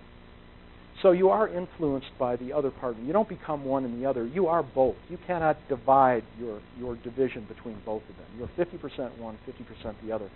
And as for the traits that you look in a partner, it's going to be a combination of the two. But remember that initial connection. So if, as a daughter, you were not able to establish that loving connection with the father, then you can't pass it on to your partner, because you're always looking for that unfulfilled connection with Dad that you didn't have at home. Until you actually open these things up, look at them, understand that, let that go, heal it with your partner, and then it's a more fixed situation. This brings up another really important question. Who am I and what do I do? This is one of the questions the psychiatry faculty asked me last night. He said, well, I broke up with my girlfriend because she was younger than me, and I felt like I was more of a father figure to her. And I said, okay. So I said, so what you want in a relationship is somebody that you can care for, and is that going to be fulfilling for you? And he went, No, it wasn't. And they said, okay, but is there another way to look at this? There's something called transactional analysis. Stuff in the old days, remember? I'm okay, you're okay. Yeah. There was something to that. What they basically said was that we are a composite. We are our children. Okay, so we can act like children. And we can also act like partners. We can act like adults. We can act like parental figures. So there are the three levels: the parental figure, the adult, and the child. And if you're in a good relationship, when you relate to your partner, suppose, I was listening to NPR, and this woman was saying how she didn't want to be anything like her parents, and like she ran away and she went on this hiking trip with a friend backpacking in Oregon on this mountainside, and she'd never done any of this, and she slipped, and she fell down the side of the mountain. It was a snowy thing, and so she stopped herself before she got badly injured, but it scared her so badly, she said, I got up and she said, I want my mommy, I want my mommy. The point here is that no matter how much different we want to be, we still want parental acceptance. We want that acknowledgement. And if we haven't had it, then we need to work through it. And it's so important to do that. So you can do that, and you can be a child with your partner. And your partner can be the parent for you, just by being vulnerable and opening up and saying, when I was a little girl or when I was a little boy, I had to do this stuff. And they can go, wow, that sounds really difficult. And I can imagine how you felt sad about that. But you're my partner now, and you're a really good adult partner. And I'm really proud to have you as my partner. You can be the parent and the child, or you can say, yeah, that was awful, and if I were your parent, etc. You can be the parent in the same way to your partner, and they can tell you about the woes of their life. You can be adults. You can be the adult talking to the child. You can be the adult talking to the adult on an intellectual level. Like, we need to balance our finances, so we need to talk about this. But let's do it, in a supportive, kindly way. So I don't ascribe to any of this adult, you need to be an adult. You need to be who you are. And one of the saddest things I see are adults that can't connect with their own childhood because they blanked it out, because it is repressed, because it's filled with these unresolved issues. Once you open that up, see, the joy is you can learn about all the negative parts, but the joy is you can learn about all the positive parts, all the wonderful times in your childhood, the way you felt, the way you viewed the world, all those things. That all opens up to you again. So when you see a child in the store, and you go, wow. I see kids and I just light up. I love working with kids. My favorite group was 3 to 8 year olds because they're so open and loving, and all you have to do is talk to them, and they will have an alliance with you and a trust. I was just one of those people when I was a kid. I was even babysitting when I was like in middle school. I just love kids. I'm the kind that dogs love and kids love. Dogs come running up to me and jump on me and stuff, and kids are the same way. Oh. So I have people come to me with their kids, and they say, I'm coming to you as the last resort. She wouldn't talk to anybody. I'll take her to all these child psychiatrists. She won't talk to anybody. She comes in with me. She comes out, and the mom says, well, how'd it go? She said, can we back tomorrow? And it's not because I'm so bright. It's because I give off an aura of acceptance and love. When I have clients, I work with them on their individual basis, and I listen to them carefully. I don't tell them what to do. I listen. They tell me what their needs are. And I try to work with them. That doesn't happen much in this world. So there's no secrets to this stuff. I'm not telling you anything that you don't probably know inside. You feel it. It vibrates for you. Resonates. But when you're on this track and you're clear about who you are and you've gone back into your past, all this stuff becomes possible. It's a lot to carry. It's a big burden, yeah. Both parents? Okay. So if this is very common, I see kids like this. They're parents pass away. I actually had a partner like this.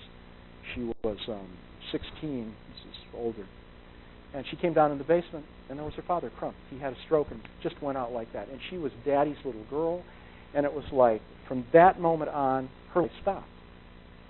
That's all she wanted to do was join her father, and all she could think about is, well, I'll live through this life, but I can hardly wait till I pass away so I can join him. Now, this was a highly professional person, top of her career, everything, did everything perfectly. They have no idea. She was loving, easygoing, pleasant, but that was always at the back of her mind. So what happens? It has a traumatic effect on your life. It has an incredibly traumatic effect. That depends on who else comes into your life. So was it the father? Okay. So if the father passes away, one of the things that children can do, and what the research has shown, and one of the people that I have admired the most, is this guy who did this study with the Selma kids. You know, the blacks that were integrated, the little black children into the white school systems, and he followed them through the years, and he did years of research on them. What a kindly, wonderful person he was, and he did a special again on PBS, and his conclusion was the following: to have an adequate, okay childhood, you need only one adult who acknowledges you and encourages you. So that could be a grandparent, it could be the one parent, or you could have a surrogate. There was a period in my life when my father had left and he started a business in another city. And so in my life, what I did was I substituted him when he was gone with people in the community, like a teacher or somebody in a church group or somebody like that. And so I was lucky. My values were very good and were set. And I had a sort of an internal clock that drove me to pick out really good people. So this sort of is a little bit off, but I'll add this additional bit.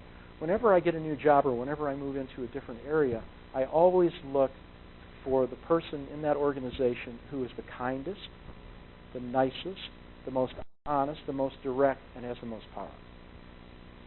All those combinations, because I'm a good person, and a good person recognizes another good person. So if, when the firestorm comes down, I can hide behind that person, and they'll say, "Don't touch him. He's a good person." If you don't have somebody in that organization like that, you better find another organization. That's my suggestion. In what? I don't know. Does anybody else remember what I said? Short. Thank you. Yeah. So those are the people that I look for now. Those are the people I let into my private life. I lived next door to this guy who, when I was in medical school, and he was rather odd. He had a nice wife. He had, like a pool. He had a nice house and all that stuff. And so one time they invited us over for a meal or something. And I noticed he was drinking pretty heavily, but he seemed okay. By the time we got there, he had lit the barbecue, right? And he had singed his eyebrows and his eyelashes off and his hair, and he was so drunk he was like raving and swearing and stuff. So we very quietly sat there and we ate our meal, and then said goodbye, and I never saw them again. I don't let people like that into my life. And even though he was next door, I would always say hi and act like it was really nice, but I just kept as much distance as I could from him. So that's why, and that's why I have an empathy for addicts, and I guess I worked with them for a while, but that was way too taxing for me. You give up so much of your life with these people. It's so draining. But with people I work with now, I can see progress, like with that one woman in like one session. And, every session I can see changes in people's lives. I worked with this one couple for the last year and a half. If you saw her in the beginning and you see her now, she was distraught, she was anxious, she was self-doubting, she had almost no self-confidence. Today, she's doubled her business. She's comfortable. The relationship is good. I'm not saying I did this. I didn't do it. She did it. But she worked really hard at it. And it's, that's what I like to do. If people want to come to me and they want to, like dawdle and they want to tell their friends, I'm seeing somebody and it's really neat, forget it. They don't last. If they come to do the work, I'll be there with them every step of the way through every awful thing that could have. I've heard it. I haven't heard it all, but I've heard almost all of it. the most heinous and awful things you could ever imagine. I contain all this. Why? Because I don't take it in. I hear it, I feel it, I understand it, and I'm empathetic about it. It's not my life. And that's why I'm good at this stuff. I learned right away. Other people were like home crying and they couldn't contain this stuff and it was overwhelming for them. It isn't for me and I don't know why. It's my emotional makeup. Yep.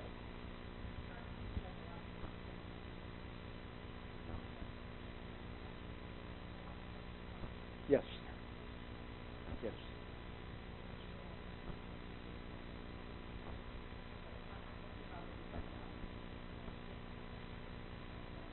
Yeah.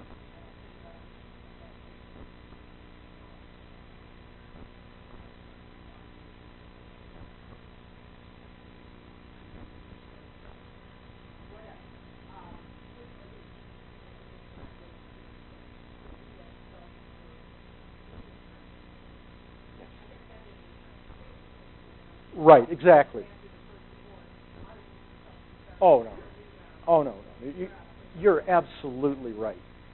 If you're in a relationship and you have a good partner, basically, and you want to salvage that relationship because you realize that there was something there that was worth salvaging, and this person is, you have to find somebody who's willing to work with you at these levels and be empathetic and open up. This is very difficult for men, by the way. I see a lot less men than women. It's probably like 10 to 1. And the stuff that I see is unreal. I mean, I've got a client now who let's see, he's had an affair with somebody in his office for 3 years, every day. And then he has a wife with kids, and then he's also initiating another relationship with a neighbor, and the whole thing is just a chaotic milieu. Now, it would be easy to say, well, this guy's weird, he's sick. But in fact, what he's doing is he's trying to run away. He's afraid of being intimate. And so it's easier just to hop from one to the other to the other. So rather than doing serial monogamy, he's doing it all at once. But it's no different. It's he doesn't know himself. He doesn't know what he needs, what he wants. He's just lost. And he's dragging all these other people into it. And this happens very frequently. There was this period during the 60s, like with free love, and there was this book written, it was a bestseller called Open Marriage. It was about how, it was enhancing to have a relationship with somebody on the side, and that enhanced your relationship. And of course, that was a big deal, and then we found out that the couple that wrote the book got divorced. And you can't be intimate like that with more than one partner. You can be intimate with other people, with your children, with your friends, but it's not on the same level. It's different. I mean, so one of the things I said to my daughter was, I never knew what real love was until I had a child. But it's a different kind of love. With a partner, there's something else there, and it's more intimate in terms of your revealing yourself. And it's a special kind of connection. So it's something you shouldn't take lightly, and if you've got a partner that's willing to do that, then you got something. If they're not, then maybe it is time to move on. But you can always do this work yourself, and as you become much more aware of what you really need, not what you thought you wanted because your conscious was driven this. Let your unconscious do this kind of work. I spent a whole year in a place called Esalen in Big Sur, California. It's a retreat center. It's where Gestalt therapy was sort of practiced by Fritz Perls. And I did Gestalt therapy almost every day. And Gestalt therapy is like mind-boggling. People sit on pillows on the floor. Strangers are there. There's therapists there. You come in when you want to work, you just get up and you sit in the middle of the floor and you tell your story. And they work with you. And then, you don't really care. You're not trying to protect yourself. You're not worrying about what other people are thinking around you. It's like, I'm in so much pain now, I don't care. I just want to talk about this stuff. And once the words come out of your mouth, they can never be taken back. You have made a public declaration of what is inside you. And that, believe it or not, is often very fulfilling and relieving. That you have the courage to do that. And then they'll go around the room and they'll say to you, well, do you want anybody to comment on your stuff? And you can say no. And you can say, okay, yeah, sure, I'll listen. And then people will say, well, this triggered this thought in me about what you said, and this did this, and I went through something like that. And you get sort of feedback from other people, so you can do that as well. But what I learned after being there for a whole year is it's all about you. It's all about you and your path in life and what's important. And if you find somebody to share that path with, it's so magnificent. So before we end, I'd like to read you something from someone who I was just blown away with when I started getting this talk together. I won't tell you who it is until I finish writing it. I think you will be astonished. I was. Only once in your life, I truly believe you find someone who can completely turn your world around. You tell them things that you never shared with another soul, and they absorb everything you say and actually want to hear more. You share hopes of the future, dreams that will never come true, goals that were never achieved, and the many disappointments life has thrown at you. When something wonderful happens, you can't wait to tell them about it, knowing that they will share your excitement. They are not embarrassed to cry with you when you are hurting or laugh with you when you make a fool of yourself. Never do they hurt your feelings or make you feel like you are not good enough, but rather they build you up and show you things about yourself that make you special and even beautiful. There is never any pressure, jealousy, or competition, but only a quiet calmness when they are around. You can be yourself and not worry about what they will think of you because they love you for who you are. The things that seem insignificant to most people, such as a note, a song, or walk, become invaluable treasures kept in the safe in your heart to cherish forever. Memories of your childhood come back and are so clear and vivid, like being young again. Colors seem brighter and more brilliant. Laughter seems part of daily life where before it was infrequent and didn't exist at all. A phone call or two during the day helps you get through a long day's work and always brings a smile to your face. In their presence, there is no need for continuous conversation, but you find your quiet content in just having them nearby. Things that never interested you before become fascinating because you know they are important to this person who is so special to you. You think of this person on every occasion and in everything you do. Simple things bring them to mind, like a blue sky, gentle wind, or even a storm cloud on the horizon. You open your heart knowing that there's a chance it may be broken one day, and in opening your heart, you experience a love and a joy you never dreamed was possible. You find that being vulnerable is the only way to allow your heart to feel true pleasure that's so real it scares you. You find strength in knowing that you have a true friend and possibly a soulmate who will remain loyal to the end. Life seems completely different, exciting, and worthwhile. Your only hope and security is knowing that they are a part of your life. And just one last part that this wise, worldly philosopher said: you may not be her first or her last or her only. She loved you before, she may love again. But if she loves you now, what else matters? She's not perfect, you aren't either. And the two of you may never be perfect together. But if she can make you laugh, cause you to think, and admit to being human and making mistakes, hold on to her and give her the most you can. She may not be thinking about you every second of the day, but she will give you part of her that she knows that you can break, her heart. So don't hurt her. Don't change her. Don't analyze. Don't expect more than she can give. Smile when she makes you happy. Let her know when she makes you mad, and miss her when she's not there.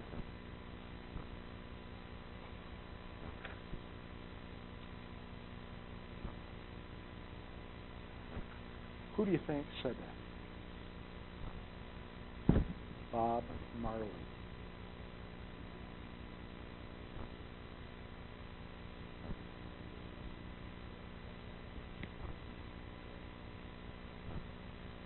So, our time is almost up. I'm sorry we didn't have time to do the hypno session with you, but you have my card. You're always welcome to come. Give me a call. Unfortunately, there's going to be somebody in here at noon, I guess. It's scheduled. Is there somebody scheduled at noon?